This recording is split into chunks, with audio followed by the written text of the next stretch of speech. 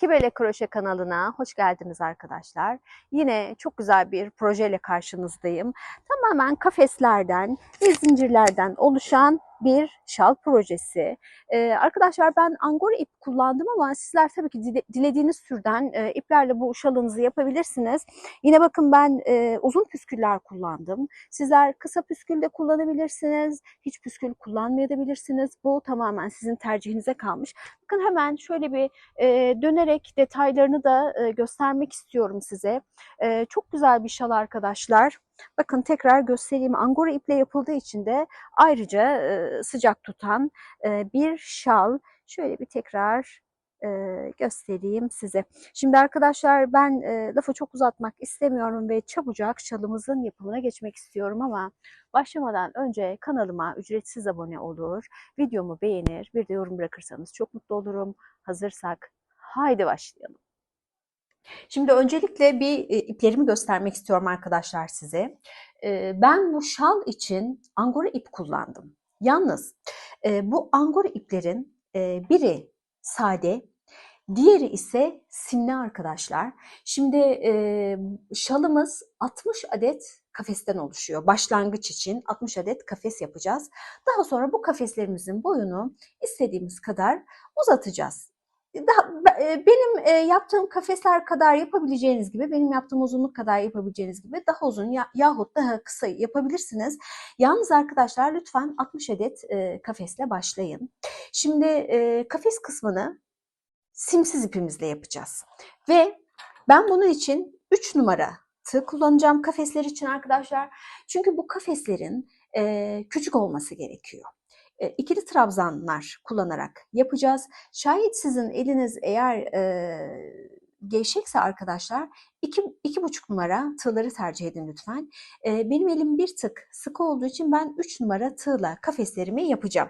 Şimdi kafes bölümünü bitirdikten sonra arkadaşlar zincirlerimizi yapmaya geçeceğiz. Zincirleri ise 7 numara tığla yapacağım. Çünkü bu zincirlerin kasma yapmaması gerekiyor. Aksi halde şalımızı toplar. Şimdi arkadaşlar dediğim gibi hemen şu malzemeleri bir kenara bırakayım.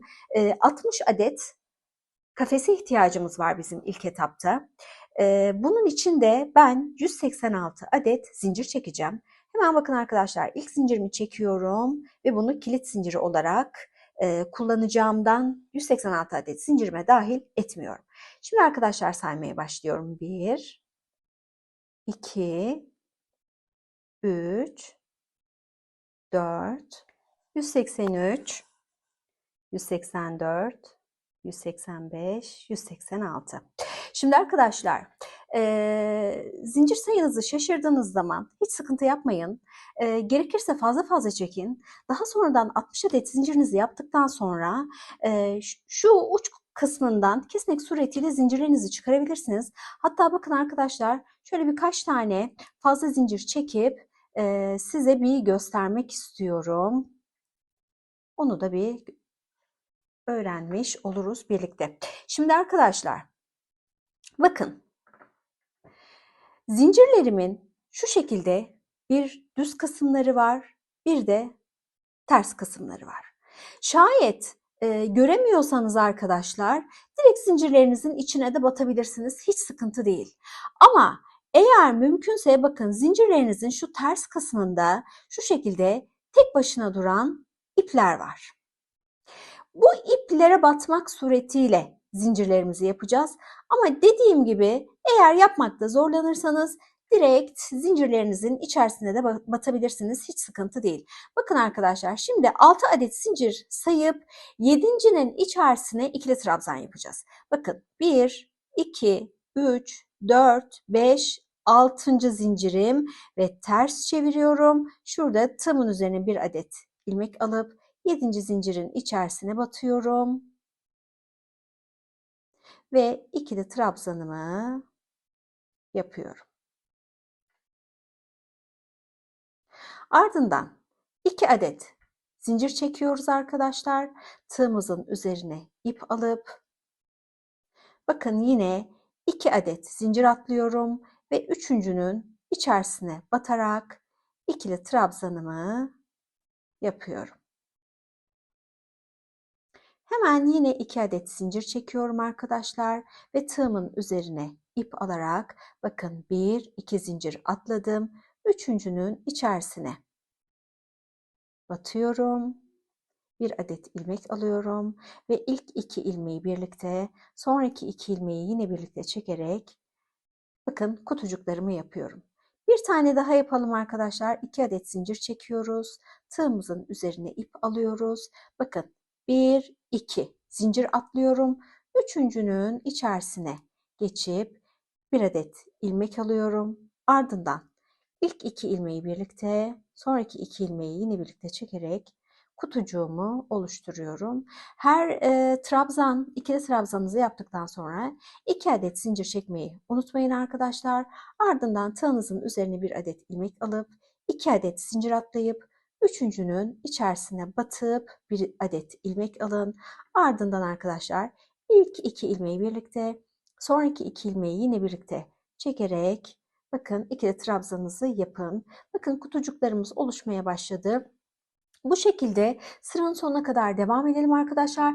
Yalnız bu modelde sayı çok önemli. Lütfen 60 adet kutucuk elde ettiğinize emin olun. En son kutucuklarınızı sayın lütfen. Sıra sonunda birlikte bir üst sıraya geçelim. Şimdi arkadaşlar 60 adet zincirimi yaptım. Bakın şu artan zincirleri şu şekilde bakın size yakından göstereyim. Benim son batmış olduğum bakın zincir burası. Ondan 2 önceki zincirden itibaren kesiyorum arkadaşlar. Bakın bu şekilde siz de fazla zincir çektiğiniz zaman keserek fazlalığı alabilirsiniz. Onun için fazla zincir çekmekten korkmayın arkadaşlar. Sadece en son şu ipi, şu artan ipleri mutlaka çıkarın ve şurayı bir sıkıştırın yeterli. Şimdi arkadaşlar bir sonraki sıraya geçeceğiz. Bir sonraki sıra için arkadaşlar her defasında bakın trabzanların arasında 2 adet zincir çekip bir sonraki trabzanın tepe noktasına batacağız. 2 adet zincir çekip bir sonraki trabzanın tepe noktasına batacağız. Ancak sıra sonlarında yeni sıraya başlarken 2 adet zincir değil arkadaşlar 4 adet zincirle başlayacağız. Bakın 3, 4. Çünkü 2 adedi bize yükselti için lazım. 2 adedi de bize kutunun üst bölümü için lazım. Ardından bakın tığımın üzerine yeniden ip alıyorum ve bakın arkadaşlar şurada ikili trabzanlarımın tepe noktaları var. Buralara batıp bir adet ilmek alıp ve hemen ilk 2 ilmeği birlikte, son 2 ilmeği yine birlikte çekerek ikili trabzanlarımızı yapıyoruz. Hemen arkadaşlar yine 2 adet zincir çekiyoruz. Tığımızın üzerine ip alıyoruz. Bakın bir sonraki trabzanın tepe noktasına batarak ilk 2 ilmeği birlikte, sonraki 2 ilmeği birlikte çekerek yine ikili trabzanımızı yapıyoruz. Hemen yine 2 adet zincirimizi çekelim arkadaşlar. Yine tığımızın üzerine ip alalım ve bakın bir sonraki trabzanın, yapmış olduğumuz trabzanın şu şekilde tepe noktasına batarak bir adet ilmek alalım. Tığımızın üzerindeki 3 adet ilmeğin ilk 2 ilmeğini birlikte, son 2 ilmeğini yine birlikte çekerek ikili trabzanlarımızı yapalım. Şimdi arkadaşlar kutucuklar bu şekilde devam edeceği için sürekli kutucuk yapımını göstermeyeceğim size. Çünkü sürekli kendini tekrar edip duracak. Şimdi kafesleriniz istediğiniz boya gelene kadar devam edin. Şalınızı istediğiniz uzunlukta yapabilirsiniz. Sadece arkadaşlar şunu söylemek istiyorum. Her trabzan arasında 2 zincir çekmeyi lütfen unutmayın. Sadece en son bakın şuradaki trabzana son kutucuğa geldiğinizde 2 adet zincir sayın. 3. zincirin içerisine batıp trabzanınızı yapın. Şimdi arkadaşlar kafeslerimiz için simsiz ip kullandık hatırlarsanız. Şimdi ben toplamda sadece kafesler için 2 yumak ip kullandım ve bakın ikinci yumaktan bu kadar ipim kalacak. Şimdi normal koşullarda bu kalan ip belki bir sıra daha götürebilir ama şimdi şalınızı istediğiniz boya getirin ama muhakkak tek sayıda bitmesine dikkat edin. Şimdi ben 195. sıradayım. Dolayısıyla bu kalan ipim bir sıra daha götürür ama 196 sıra olmuyor arkadaşlar. Muhakkak tek sayıda bitirmem gerekiyor. Dolayısıyla ipimin miktarına bakarak burada artık sırayı tamamlamam gerekiyor. Şimdi bakın arkadaşlar, son kutuyu da birlikte yapalım istiyorum. Hemen 2 adet zincirimi çektim. Tığımın üzerine bir adet ilmek aldım. Bakın birinci, ikinci zinciri atladım. Hemen üçüncü zincirimin, bakın şöyle bir, iki, hemen üçüncü zincirin içerisine giriyorum. Bir adet ilmek alıyorum. Ardından ilk iki ilmeği birlikte, son iki ilmeği yine birlikte çekerek ikili trabzanımı yapıyorum.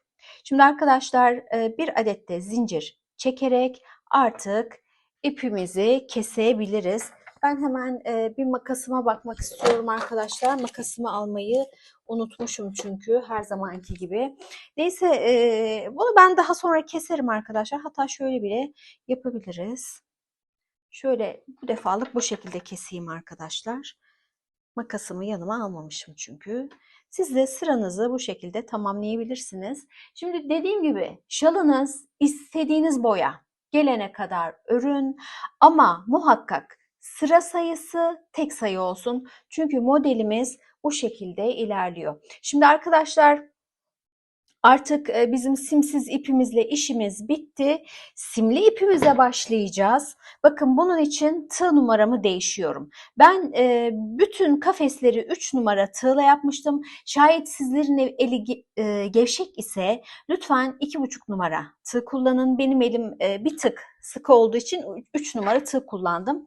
Şimdi tığ numaramı değiştiriyorum arkadaşlar. 7 numara tığa geçeceğim. Bakın hemen hızlıca isterseniz bir kafeslerimi de şöyle bir size göstermiş olayım. Yani uzun uzun göstermek istemedim. Çünkü düz renk olduğu için daha önce yine bu şekilde bir kafeslerden oluşan bir şal yapmıştım. Ama bu batik ip olduğu için renkli kafesti. Dolayısıyla onu daha uzun uzun gösterdim ama bunu da çok fazla göstermeyi gerektiren bir durum olmadığından kısaca bir göstermek istedim. Şimdi arkadaşlar, artık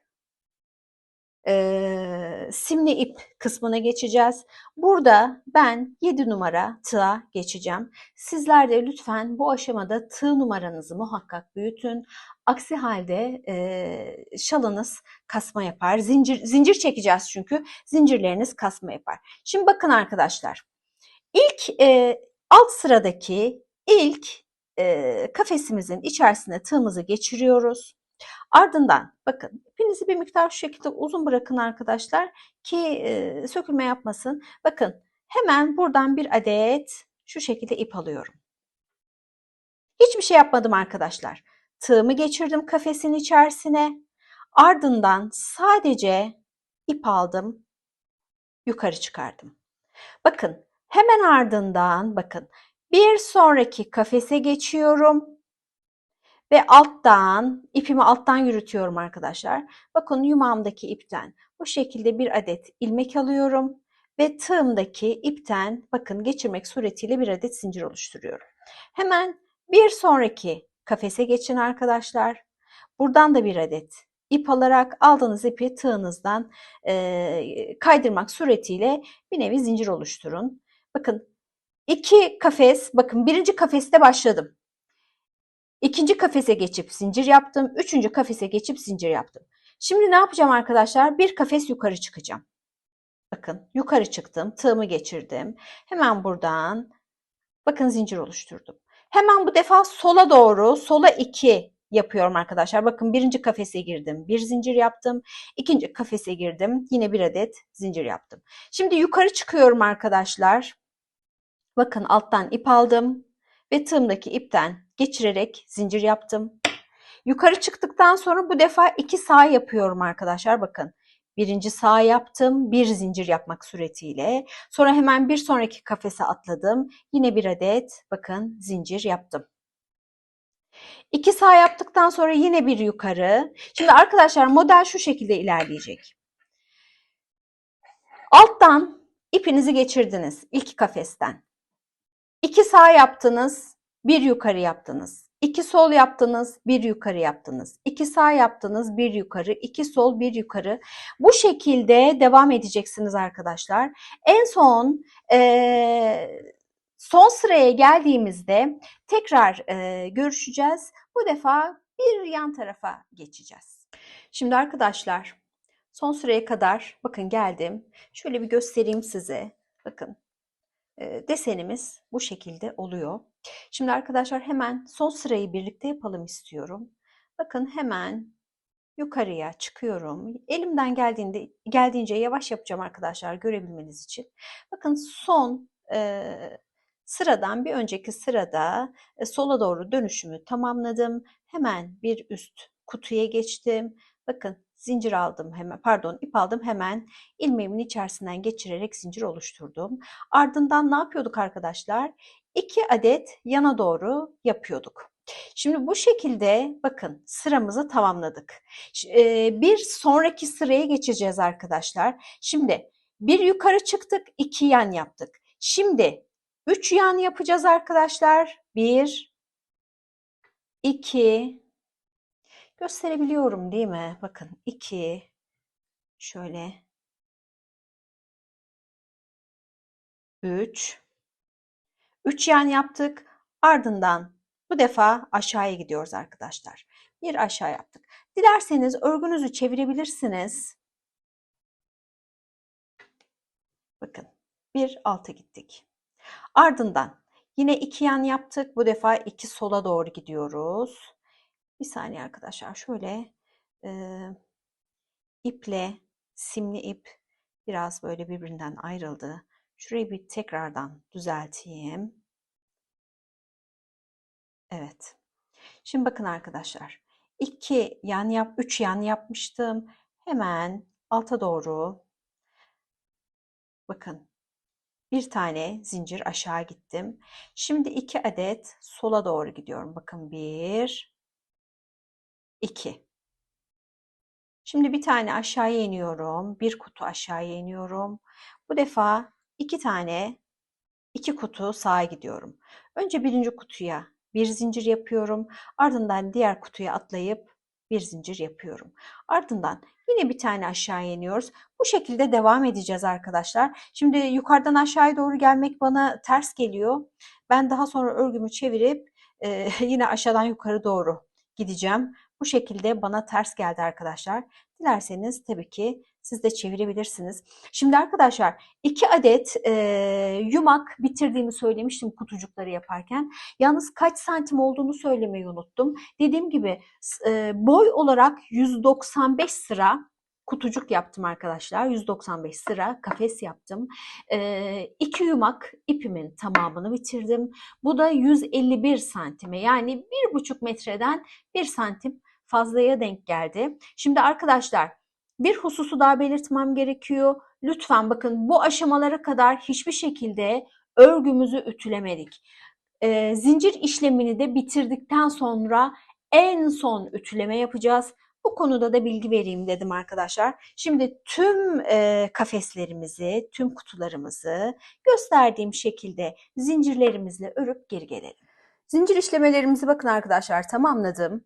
Hemen son sırayı birlikte yapalım istiyorum. Bakın yukarı çıktım. Bir sol yaptım. Ardından bir sonraki kutuya geçip yine sol yaptım. Bakın arkadaşlar kutularımızı zincirlerle şu şekilde işlememiz bitti. Bakın hemen bittikten sonra şöyle arkadaşlar dışarı taşmadan ipinizi şu şekilde ben kesmiştim daha önceden, siz de kesebilirsiniz rahat olsun diye.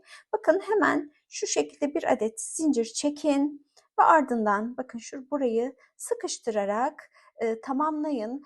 Şimdi ben ekranı bir miktar küçültmek istiyorum öncelikle. Arkadaşlar ben diğer tarafa püskül yapmıştım. Şöyle bir size göstermek istiyorum. Diğer tarafa da nasıl yapılacağını şöyle bir göstereceğim size. Büyük bir çoğunluğunuz eminim ki püskül yapımını biliyordur ama bilmeyen arkadaşlarımız da var. Onlar için en azından nasıl yapacaklarına dair bir örnek teşkil eder. Şimdi ben bakın bu şekilde, tabii bu böyle düzgün durmuyor. Şöyle yapalım da bir arkadaşlar. Bakın şu şekilde uzun püskül yapmayı tercih ettim. Bu püskülün boyu arkadaşlar, şöyle hemen bir mezurumu alayım. Şöyle bir yaklaşık olarak söyleyeyim size. Yalnız tabii burada bağlandığı zaman bir miktar ipimiz kısalıyor haliyle. Bakın ben şöyle yaklaşık 24-25 santimlik bir püskül yapmışım. Şimdi arkadaşlar bunun için bakın ben şu şekilde istediğim uzunluğa yetecek miktarda bir kitap alıyorum. Bakın mesela benim bu kitabımın uzunluğu 23-24 santime yakın ama kalınca bir kitap olduğu için bakın şurayı da hesaba katacağım. 3 santimde burası var. Yani 27 santimlik püsküller elde ediyorum bunu yaptığım zaman ama tabii yukarıdan bağlandığı zaman bu bir miktar azalıyor. Az önce ölçüsünü de verdim size. Bu ortalama 24-25 santime kadar düşüyor. Şimdi kitabımın uzun kenarını kullandım arkadaşlar. Şimdi bunun için şöyle yine ipimi içeriden çıkarayım. Bakın arkadaşlar nasıl yaptığımı hemen ya da şöyle çok vaktinizi almayayım sizin. Hemen şuradan açarak bir miktar en azından size gösterebilmek için yapmaya çalışayım. Bakın arkadaşlar. Şimdi kitabın bakın kitabımın uzunluğundan yararlanacağım. Böylelikle 3 aşağı 5 yukarı bütün püsküllerimin boyu aynı olacak. Şimdi arkadaşlar bakın şu şekilde etrafına ipinizi doluyorsunuz. Şöyle ben hemen yetecek kadar göstereceğim arkadaşlar. Doladıktan sonra bakın arkadaşlar hangi noktada başlıyorsanız şöyle hangi noktada başladık biz? Bakın şu yukarı noktada başladık. Hemen ipimizin bitimini de o noktada keselim. Ardından arkadaşlar bakın şu şekilde ipinizi sadece tek taraftan bir kesin. Sadece tek taraftan kesiyorsunuz arkadaşlar. Böylelikle 3 aşağı 5 yukarı püsküllerinizin boyu aynı oluyor. Şimdi ben her kutucuğa 3 adet püskül yaptım arkadaşlar. Şöyle hemen şalımın bir yüzeyini. Bu arada arkadaşlar püskülünüzü yaparken bakın şalınızın yahut atkınızın mutlaka düz yüzeyi size doğru olsun. Çünkü düğüm attığımız zaman düğümün iki tarafı farklı görüntüde oluyor. Bakın şöyle bakın 3 adet kesmiş olduğum iplerden bakın şu şekilde 3 adet ip alıyorum. Bunları şu şekilde ortadan ikiye katlıyorum. Ardından bakın arkadaşlar tığımı ilk kutunun bakın altından geçirip üstünden çıkarıyorum. Ve hemen püskülümü bu noktadan geçiriyorum.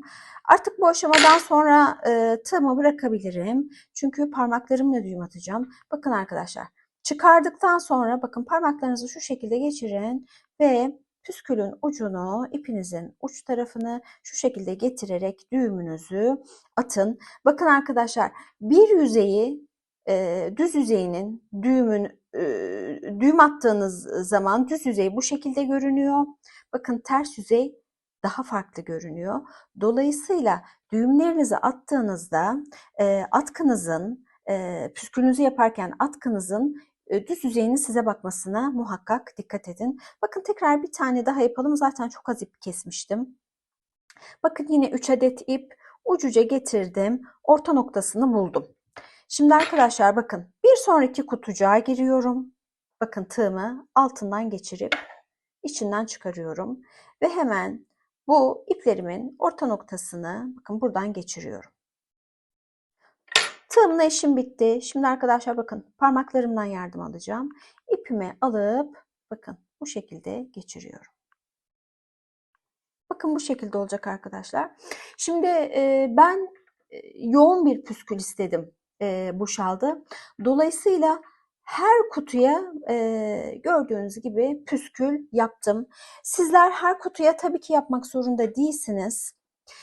Dilerseniz aralarda birer adet, hani bir taneyi püskül yapıp birine atlayıp, birine püskül yapıp birine atlayıp şeklinde de püsküllerinizi yapabilirsiniz. Ama hani bu şekilde yoğun bu modelde bence çok daha fazla kendini gösteriyor. Bir de dediğim gibi ben uzun püskül kullandım. Sizler tabii ki dilediğiniz uzunlukta püskül kullanabilirsiniz. Şimdi arkadaşlar ben püskül yapmadığım diğer tarafında püsküllerini tamamlayıp geleceğim. Ancak bakın püskülü tamamladıktan sonra şalımızı bir ütüleyeceğiz. Bu aşamaya kadar hiçbir şekilde bir ütü yapmadık. Püskülleri de tamamladıktan sonra şalı buharlı ütüyle ütüleyip gelip son halini sizlerle paylaşacağım. Şalımızı tamamladık arkadaşlar. Bakın bitmiş halini sizlerle bir paylaşmak istiyorum. Gördüğünüz gibi ben püskül kısmını gayet uzun yaptım. Sizler tercihinize binaen daha kısa yapabilirsiniz. Yahut püskül hiç yapmaya da bilirsiniz. Şimdi hemen bir şu şekilde katlarını açarak size şalımı bir göstermek istiyorum. Şimdi arkadaşlar ben kafes kısmını ördüğümde hatırlarsanız 151 santim uzunluğunda bir şal örmüştüm. Ve en son şu zincir kısmını yaptıktan sonra, püsküllerini de taktıktan sonra buharlı ütüyle güzelce ütüledim. Şimdi ütüleme yaptıktan sonra arkadaşlar angora ipler biraz esnemeye meyillidir. Ütüsünü bitirdikten sonra bu 151 santim arkadaşlar 30 santim daha uzadı. Dolayısıyla benim şalım toplamda şu an ütüsünü de bitirdikten sonra püskül bölümü hariç 181 santim oldu. Bu hususu belirteyim. Şimdi püsküllerim de her bir püskül kısmı 25'er santimden toplamda bu 50 santimi de şalımıza dahil ettiğimizde püskülün bir ucundan diğer ucuna hesap yaptığımız zaman, ölçüm aldığımız zaman 2 metre 30 santimlik bir şal elde etmiş olduk. Bakın hemen ben size şalın bir ters kısmını da göstermek istiyorum. Bakın arkadaşlar bu şalımızın ters kısmı, buranın da kendine has bir dokusu var. Bu tarafı bile kullanabilirsiniz. Yani her ne kadar biz bu tarafa düz desek bile aslında tersi düzü olmayan, diğer tarafını da, her iki tarafını da kullanabileceğiniz bir şal. Hatta bakın şu şekilde size gösterebilirim. Bakın şalımızın düz tarafı, şalımızın ters tarafı.